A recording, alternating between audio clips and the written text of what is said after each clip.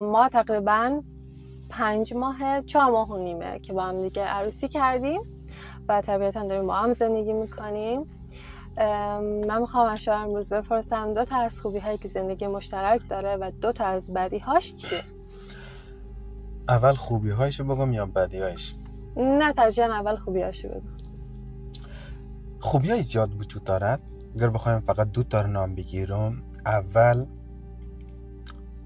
یک خانه با حضور یک خانم خانه میشه، قشنگ است.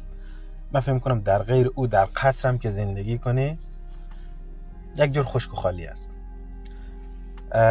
دوم، روزانه چیزهایی هست در زندگی اتفاق میفته، خوب یا بد. شاید تو نتوانی تمام اینا رو با دوست رفیق خانواده همراهش صحبت کنی. از آنجایی که خانمت نزدیکترین شخص زندگیت است و یک کسی هست که تو میتونی راجبش بدون اینکه قضاوت شوی، بدون هیچ گونه شک و تردید همراهش صحبت کنی. حتی میتونه یک اتفاق خوب زندگی باشه، حداقل میدونی یک کسی رو داری که اتفاق خوب با او شریک کنی.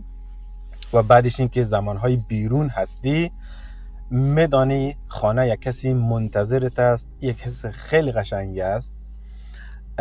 اتفاقهای بد، نکته بد خیلی زیاده. نکته بد اصلا وجود نداره. نمیدونم چند تاش رو نام بگیرم. حالا در ویدیو امروز 2 تاش فقط نام میگیرم. اول، خوب گوش کنید. زمانی که ازدواج کنید، عروسی کنید، با آزادی دوران سینگلی مجردی کاملا خداحافظی کنید. دوم، یکی هست که مدام سرت قر میزنه.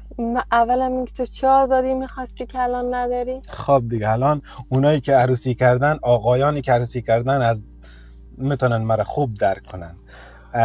دومی چی بود؟ اینکه مدام یکی هست قر میزنه. این قر زدنش جالب است تا زمانی که ادب، احترام، حرمت، مرزها حفظ شود.